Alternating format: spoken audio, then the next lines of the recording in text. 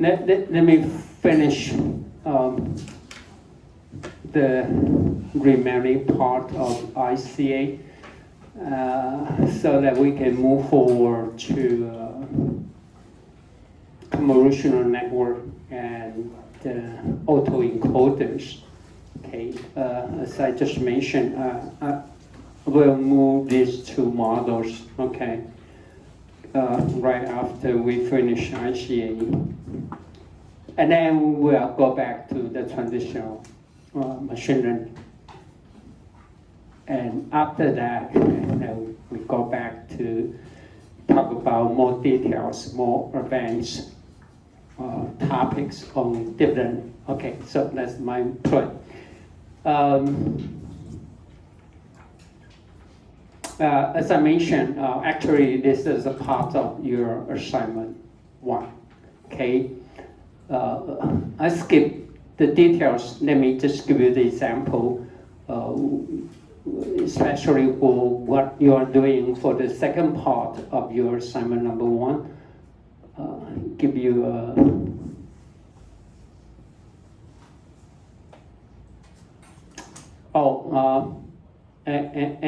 anyway. So first, the input can be represented as a linear combination of the basis. Okay, the basis. The basis is learned from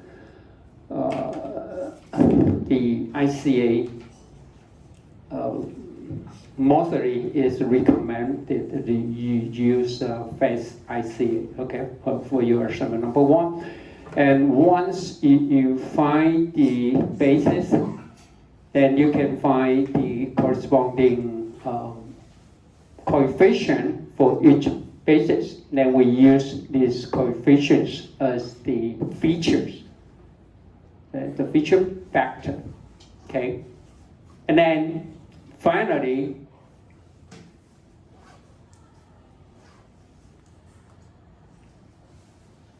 we can measure the similarity. Okay, we can measure the similarity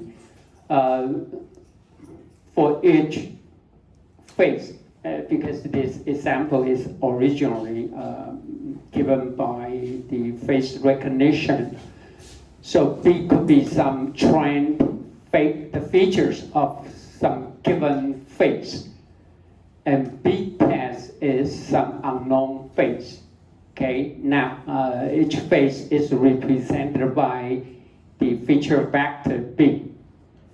Now, to compare or to find this unknown face belong to one of the person in the data set, you can simply compare their similarity. First, of course, you can calculate Euclidean distance, which is the difference. Okay, the difference, because it's a vector, so you calculate the vector difference. Or it can be a cosine major. Okay, the numerator here is nothing but the inner product. Okay, the inner product, 内积直接做内积, but normalized with respect to the length of the B vector and B text vector. The normalization will make a cosine major between what? -1 and 1. We can normalize the value between -1 and 1. But for Euclidean distance, it is unbounded. Okay, so that it is very difficult. It is rather difficult to set up the threshold. Okay. So it could be better to use a cosine major because it's bounded by -1 or 1. Okay, or you can calculate correlation coefficient. Okay, a little bit just like the cosine major because the correlation coefficient is still between -1 and 1. Okay, and most of the time we simply take the absolute value of the correlation coefficient, so that is between 0 and 1. So if the return value is 0, you know this unknown phase definitely is not one of the phase you try to recognize. That's it. Okay. Or you can based on the reconstruction error. Okay. This is the input. This is the reconstructed signal from the basis. Okay. From the basis. Okay. This is X. Then we use the linear combination of the basis. Then we compare the difference. Okay, then we compare the difference. So if this indeed from the original sources, then linear combination could be pretty good. We can reconstruct it, right? Otherwise, if this is some phases you never recognized before or never tried before, the reconstruction error could be quite large. Okay, so there's some of the similarity measure that you can use. Okay, or once you convert this unstructured data into a vector. Okay, so here this gives you the example. Well, actually, this is I already showed this for your assignment number 1, but let me just repeat it very quickly. First, this is how we construct our data set. Each row represents a sample, a signal, okay? For your assignment number 1, each one will represent a SPC sample, okay? So that's how we put. For your case, or for this case, we have a 10, okay? Here we have a 10 sample, and the length is 200. For this case, the length is 200, which means we have a 200 data point, okay, for the time series signal. So the matrix is 10 by 200. That's how we set up this data matrix. The independency is measured by, okay, for a given time step t.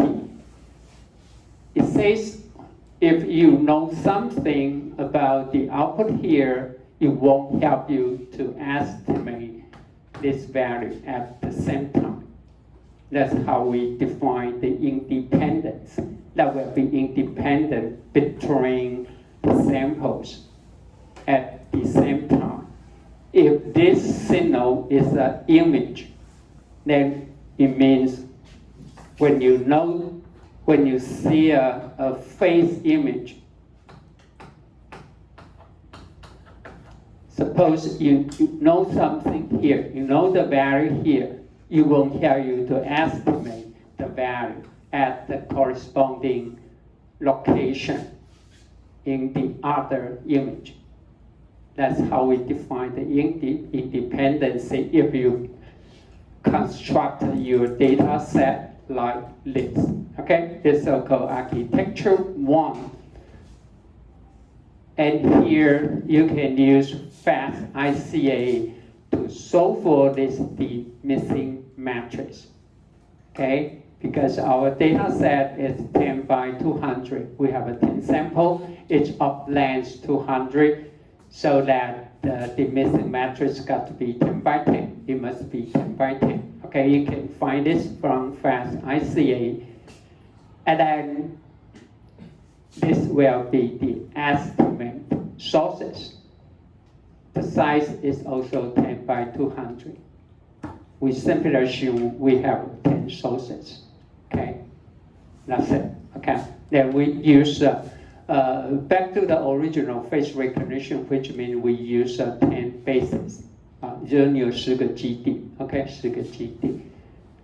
And once you have U, then we can calculate the pseudo inverse. Okay, we can calculate the pseudo inverse of the 10 by 200 estimated sources matrix. Okay, so it can just call for any software science kit, okay, or anything. Then once you have the pseudo inverse, then this is the final thing we want. Okay, this is the input. The size is 1 by 200 for this case. For your case, definitely is 1 by 60. Okay, then you times the pseudo inverse of U. Then we can find the B. B is the coefficient. Then we simply use this 10 value or elements as our features, so that we have the number of features is 10. Okay. So if you want more, then which means you need to input more samples. If you input 15 samples, then you can up to have 15 features. That's the idea. Okay, how can we convert unstructured signal, which could mean the time series signal or image or even video, the big form.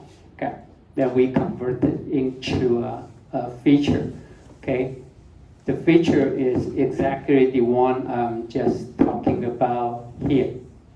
Okay, we use the linear combination, the coefficient as the features. Okay, then you use 10 features. 10 bases. Then you can have the vector of size 10. Okay, and once you got the features, then as I just mentioned, you can calculate. Compare their similarity based on Euclidean distance, cosine major, correlation coefficient, or reconstruction error. Okay, and find the one that will give you the maximum similarity. Okay, that's how we do it. Okay,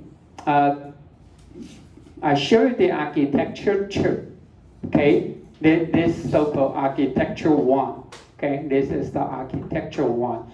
But for architecture 2, we construct the image like this. This is row by row, right? Each row is some sample, okay? But for architecture 2, each sample is placed in each individual row, a column. I'm sorry, I say column. So this could be sample 1, our sample 1, and this will be sample 2. Okay? And so, and for this case,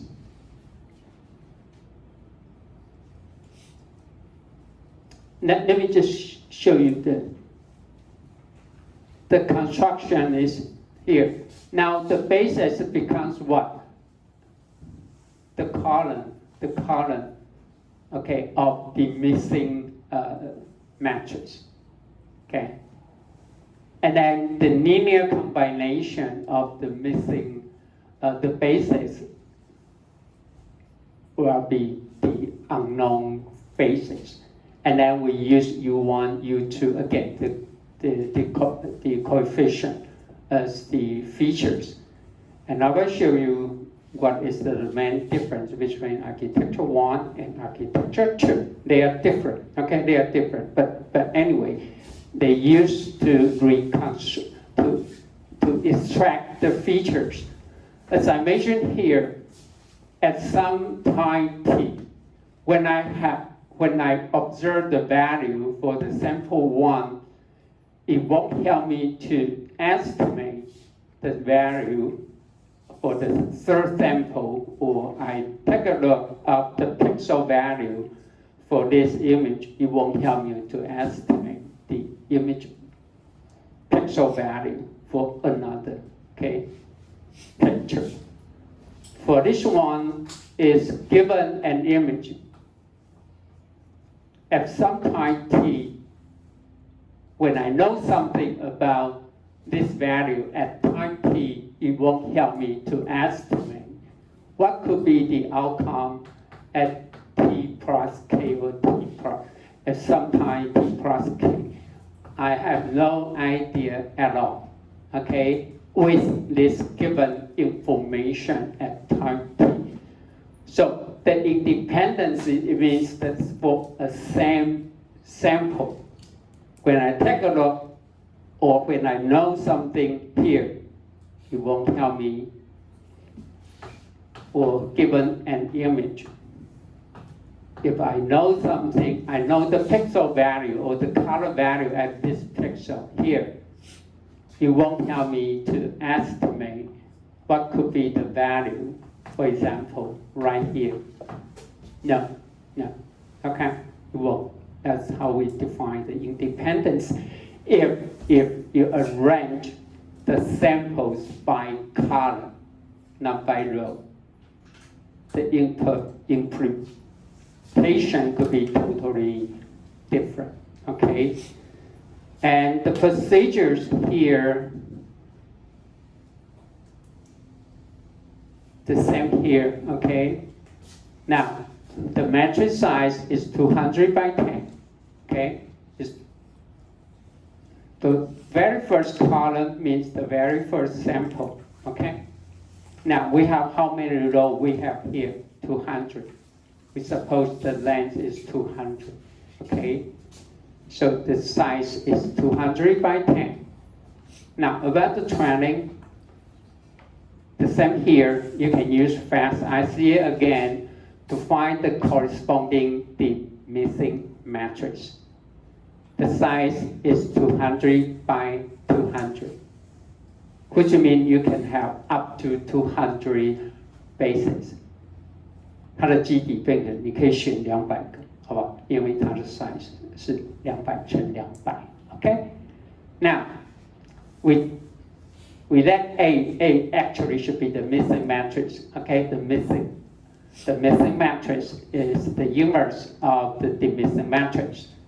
Now we take the column of A as the basis. We take the column of A as the basis, okay? Because W is 200 by 200, so also the missing matrix is got to be 200 by 200. It should be the same. Now we take it as the basis, so that's what we got here, okay?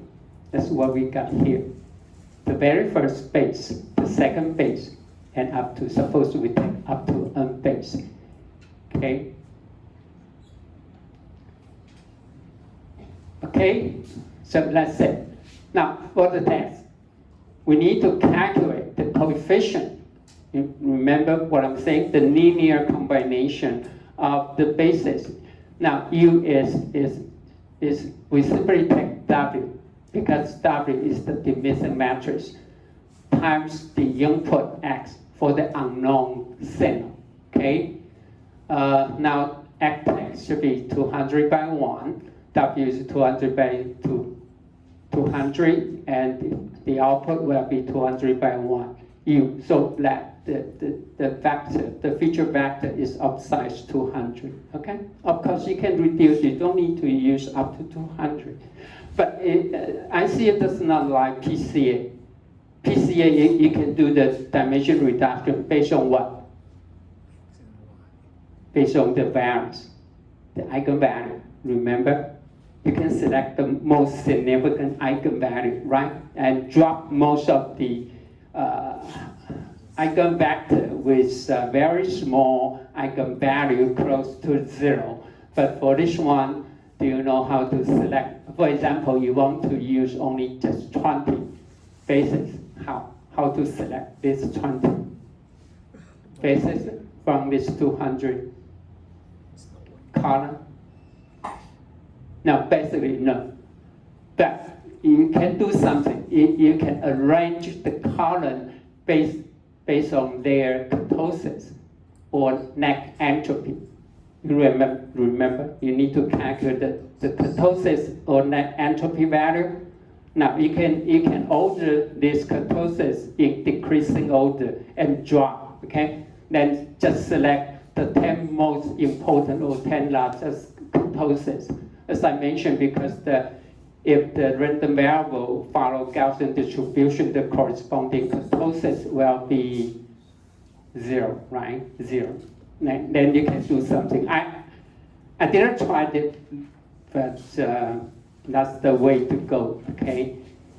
Okay, anyway, after that, then you can have the value, okay, coefficient as the feature. The feature can be up to 200 because for this case, you have 200 rows, okay, then you can have up to 200 features, but you don't need to use every single feature value, right? Okay, so that's it, okay? And then again, you can back to here by using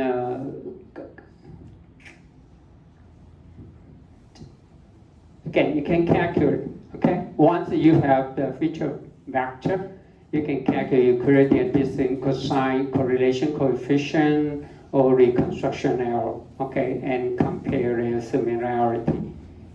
Now, the question is, what are the difference between architecture 1 and architecture 2?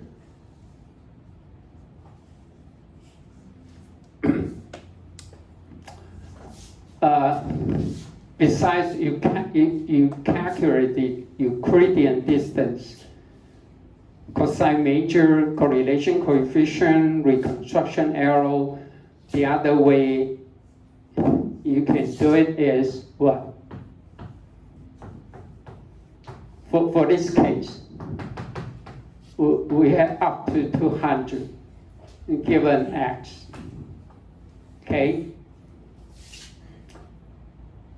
If you want to assign this, just for example, based on this one, you want to estimate it to be a mean shift signal or increasing signal or a cyclic, could be a cyclic signal, right? Then suppose we convert it into 200. Now the problem is how to calculate the probability. That's the other way, okay? Based on the feature, okay? We have some features, Y1, Y2, Y3, for example, and you want to know is, no, I should say, it's a male. I want to know to identify it as a male or female, okay? Given the observed value, okay? I want to know is it male or female, right? Okay. If this value is, the probability is, okay, for male is less than the female, given the Y2, or Y1, Y2, Y3, then definitely you will assign this unknown, okay, this unknown object to male, okay, based on the probability. I didn't say anything this yet, okay, but I promise after we finish the convolutional neural network and the autoencoder, we will go back to talk about the probability here. But which means you need to know the joint, the probability, just like architecture 1, you can calculate the B1, right, B2. For your example, you have up to B10, right? Then you want to assign it to mean shift signal or increasing signal, or based on these 10 features, assign it as a male or female. Now, let me just take this. Suppose we have a 10 features. Okay, the first feature could be the height. The second could be the weight. Okay, the last one could be the ages. Now, for each feature, we divide it into 10 levels. Okay, so could be a 10 kilogram, 20, 30, and so on. The height could be, now let's starting from 50. okay, for a newborn baby, right? 50 centimeters, okay, I didn't mean 50 meters, okay, and the year could be 10, 0 and 10, 1 and 10, 10 and 20, but so if I have a 10 feature, how many combinations you can have? 10's power of 10. So if you want to estimate this probability, how many samples you need to collect?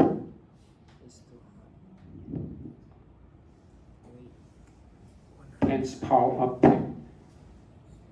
It can only, if you have a 10's power of 10 of the observed sample, it can just show, hopefully each grid of its cell can only have one sample. Then the estimation about the probability could be very, very unstable. You know what I'm saying? But for this case here, not mention you have a 200. We can write down as this is the joint probability.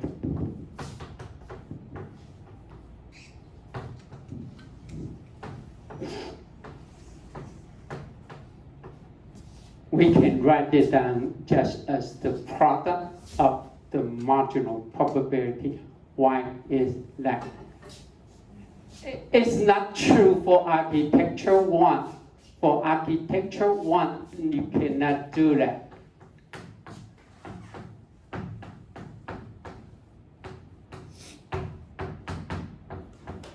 For the face recognition case, we have a 10 faces, right? No, they are not equal. But why this is true? Why this is true? That's because, take a look here. This architecture 2, no, this 1. I should go for architecture 2. Here. Let me show you the example.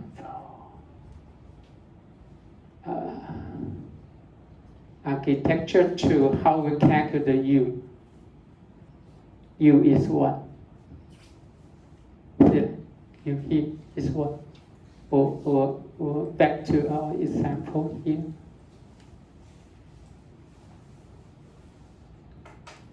U. U. Okay.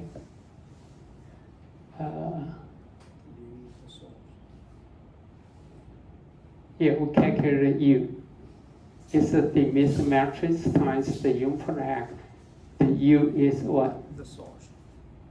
All the U's are independent. 这个 U 不是我们承认的，这是独立的，知道吗？记得我们在讲，because U is the what is the estimated sources. They are the estimated sources, and we make what assumption? All the sources are independent, and because all the sources are independent, so that the joint probability can be equal to the product of marginal probability. Now, as I mentioned, this is not possible to calculate. How about the marginal probability for U1 and U2? It's much easier, right? It's quite easy, right? You can collect 100 or 1,000 just sample, then you can calculate U1, U2, and up to U200. It's much easier based on the data you collect, okay? But under the assumption, all the features must be independent. And with ICA, the coefficient U fix, okay, the independency requirement. That's because we make the assumption all the original sources are independent. That's the benefit of architecture too. Okay, I didn't ask you to do this for assignment 1, but just keep that in mind. That's another way, not just calculate Euclidean distance, the cosine major, correlation coefficient, or reconstruction error. The other way is you can use the Bayesian probability, okay, to identify the similarity or pick up the one that will give you the best fit, okay? So that's something good about architecture too. Okay, I talk too much. Okay, already. Okay, any question about architecture too? Okay, good. Finally, let me just show you some example. Here's one of the example. That's a real case, okay? The time series signal here, it shows the cash flow in 40 chain store, just like 7-Eleven, for example, okay? For 40, okay, the cash flow over 140 weeks, okay, from first week and up, okay, this 40 week and up to 140 something. This is the cash flow, okay, the cash flow for store 1, okay, and chain store 2 and 3, and okay, they must be at the same time, okay? Now, then you apply the ICA. Okay, from here you can see something, right? But after the ICA, you can see that. Can see something here. If you're the top manager, you should be happy because apparently the cash flow or the revenue is what? Is increasing, right? It shows the increasing trend. 它的收入应该增加，我看起来是慢慢往上增嘛 ，right? Okay. And this might show you the cyclic or the seasonal, okay, trend. This could be random noise or mean something. I don't know. Okay. Or this could mean you might have a competitor. Okay. Come to the market, okay. So that anyway, you can see something different here. Okay, something. It shows you some better observation from the original cash flow for each individual store. Okay, that's something you can find here. Okay. You can see there's a significant increasing and then decreasing here. This emphasize that sudden change here. Can anyone see what's going on here? Is like 5 stores. They are come to 4. It's the very first week of the year, okay? Then this is the 40th week. This is around what? Around 50 something. So, can anyone guess what's going on here? I mean, the cash flow or increase suddenly, but it dropped. Could be a week or a days later. So what could be the date here? And show the pattern again right here. Yeah, very good. There's another Taiwan's case. It must be in the U.S. As you know, okay, before the Christmas, every go shopping for the present for their family, for their friend. But right after the Christmas, everybody go refund. You know what I'm saying? And then you will drop the cash flow a lot. Okay. So anyway, you can interpret, you can read a lot of things, okay, from the signal. But this is obviously just by observe the original signal here. It doesn't show you more information about this behavior here. Okay, but let's take a look at the second example here.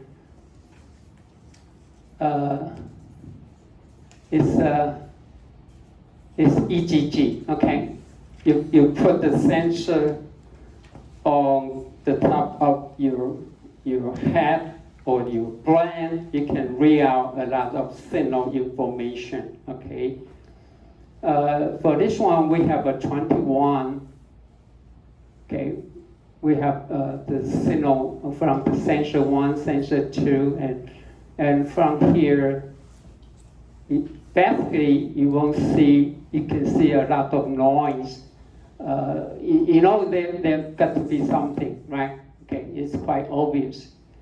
But after we apply ICA to this 21 signal, they must be collected at the simultaneously, okay, at the same time, okay?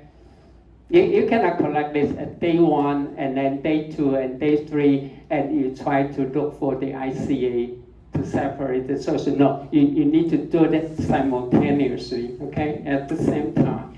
So let's take a look. After we do the ICA separation, see that?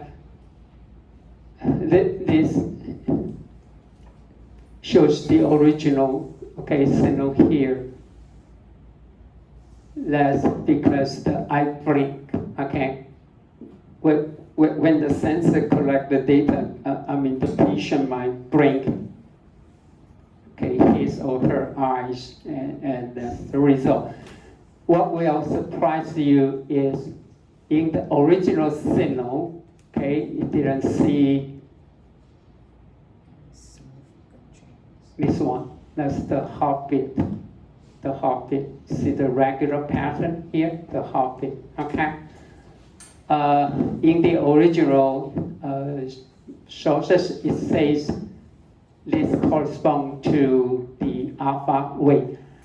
I have no idea what alpha wave is, how to recognize alpha wave. But you heard it, right?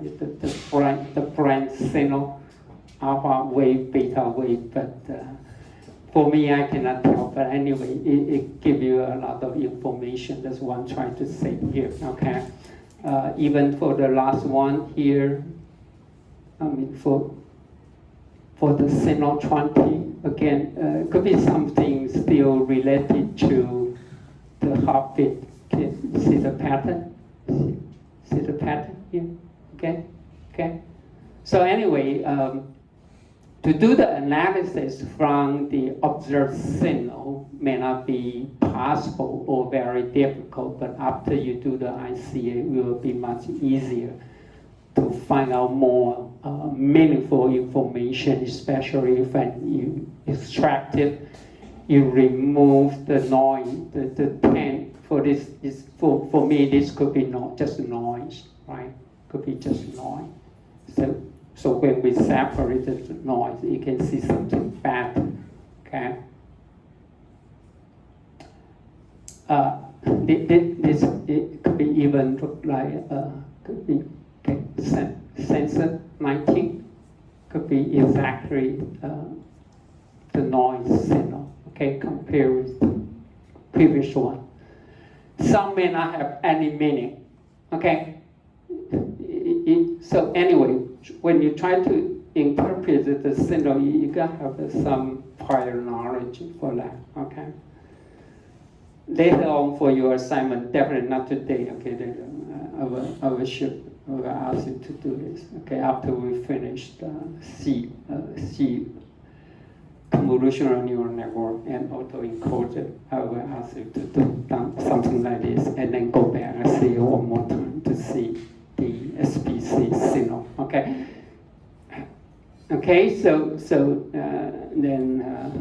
I have a question here. Sure. Yeah, Okay. so the results one. This one? This one, yes. Yeah. Okay. So for those, because you mentioned that there are independency of the data, right? And No, I didn't see. This is the observed signal. This is the, they are, all these 21 are observed signal. Okay, from the, when you put the helmet with the 21 sensor on the head, that's called EGG signal. Okay, this is the observed so signal. this is only one sample. Right, from just one patient. Okay. But it collects 21 time series signal at the same time. So when we want to get the result for the following figure, we need a lot of sample like this to do that. Or only one this sample. No, just one. But the restriction for ICA is it cannot just, for example, it cannot just have F8. Then you try to estimate more than one original source. Now, that's not possible for ICA. But with this case, because we have a 21, okay, we have a 21, but the length could be over a couple of seconds or how long, I have no idea. But just one patient. But it will collect these brain signals with 21 sensors simultaneously. That's exactly what I'm saying.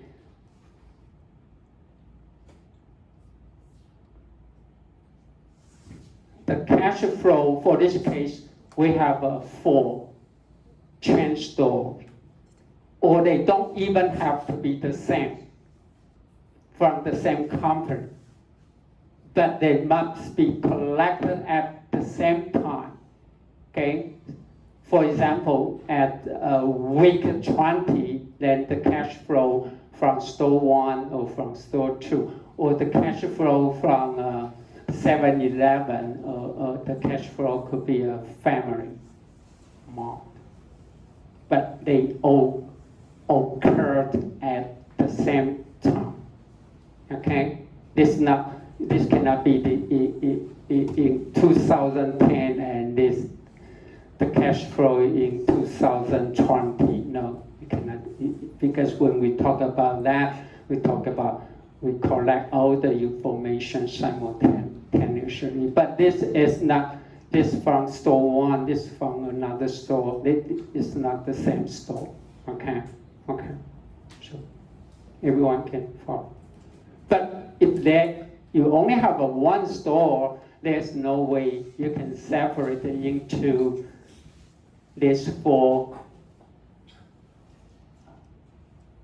observation with increasing trend and or random noise or blah blah blah. OK， 就是你就一间你没有办法把它拆成2个以上的讯号，独立信号没有。这边的资料如何反映你刚才在那个 matrix 那边讲的那个独立这件事情？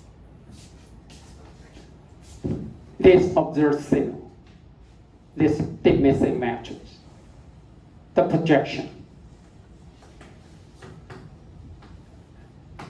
and this is independent. For this case here, you will have X1, X2, X3, and X4.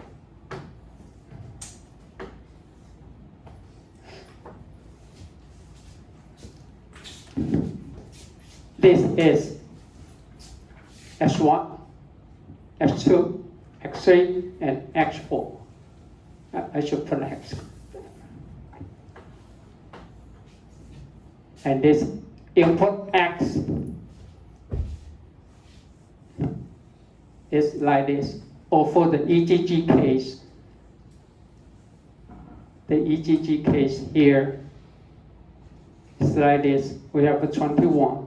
Okay, we have a 21. It's 21 times, suppose the length is 100.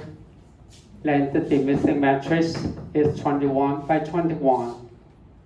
And then we can estimate will be 21 by 100. And, oops. This is the estimate sources. Okay, you know one thing? Okay, but this is from the same patient. The sensor collect all the brand information from these 21 sensors simultaneously. Okay? Okay? But for the change store problem, the X is from 4. Okay, from 4 different convenience stores. Okay? And we assume, okay, all the original sources are independent. They are independent. Okay, that's it. That's all what we do. Okay, and any further question? What I'm trying to say is, if you once you can separate the signal to identify the anomaly or identifies something wrong with the signal here, is much easier compared to the original signal, because most of the original signal contain the noise. Okay, you might affect your conclusion or your decision making. That's what I'm trying to say about IC8. Okay, it can do something for you, but basically the restriction, there's the 2 major restrictions. First, the number of observations must larger than or equal to the number of sources you want to estimate. The second assumption is what? All the independent sources must be non-Gaussian. 它不可以是高斯 ，OK？ 你要猜的讯号一定要比你观察到的讯号来得少 ，OK？ 才可以做啊 ，OK？ That's I see. Well, actually, I can keep talking about the fast. I see, but for application, after you go through assignment number 1, I think that will be good enough. Okay, for implementation. Okay, I will stop it here. Okay, and any further question? No. Otherwise, let's go for. Every one of you have got this additional material, right, for efficient. Yeah. Yep. I thought I've already updated to your class note. I just found out last week. But anyway, I'll go back to talk about the efficient. Okay, so you can take a break now. Okay.